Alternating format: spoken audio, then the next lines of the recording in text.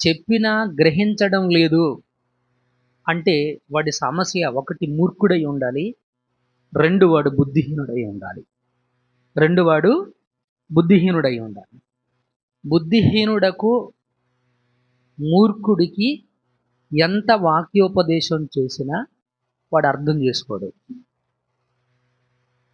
ఎంత ఉపమాన రూపంలో చెప్పినా, వాక్యాన్ని ఎంత వివరించినా, ఎంత విడదీసి భాగాలుగా ప్రతి వచనాన్ని ప్రతి పాయింట్ని విశదీకరించి చెప్పినా ఈ మూర్ఖుడికి బుద్ధిహీనుడకు అర్థం కాదు. ఐ డోంట్ నో ఈ కేటగిరీలో మీరు ఎవరైనా ఉంటే నా సజెషన్ ఏంటనంటే మీరు ఎక్కువ ప్రార్థన చేయాలి. ఎక్కువ ప్రార్థన చేయాలి. సామెతల గ్రంథం 1వ అధ్యాయం 7వ వచనం ఏం చెప్పిందో చదవండి. సామెతలు 1:7. ఫాస్ట్గా తీయాలి మీరు.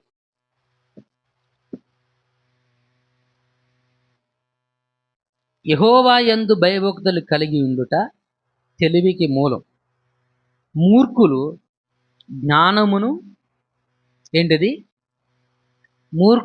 జ్ఞానమును ఉపదేశమును ఏం చేస్తారు? వీళ్ళు తిరస్కరిస్తారు. ఇక్కడ ఉన్నటువంటి వారు చాలామంది యేసుక్రీస్తుని గురించి బోధించినప్పుడు కానీ, దేవుని రాజ్యాన్ని గురించి బోధించినప్పుడు కానీ, వాళ్ళు అలాగే చెప్తారని నెగ్లెక్ట్ చేసినటువంటి వారు, నిర్లక్ష్యం చేసినటువంటి వారు మనలో చాలామంది ఉన్నారు.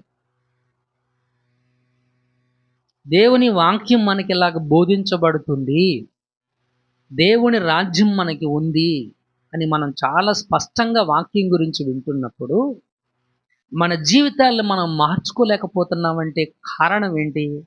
మూర్ఖత్వం కూడా ఒక కారణమే. మూర్ఖత్వం నిన్ను గుణపడనివ్వదు. గుణపడనివ్వడం అంటే ఏంటి? గ్రహించనివ్వదు. ఏంటది? గ్రహించనివ్వదు. మూర్ఖత్వం నిన్ను గ్రహించనివ్వదు. ఒకవేళ నీ లోపల ఆ మూర్ఖత్వం ఉందేమో. ఇంకొక మాట చూద్దాం. సామెతలు 1:22 చదవండి.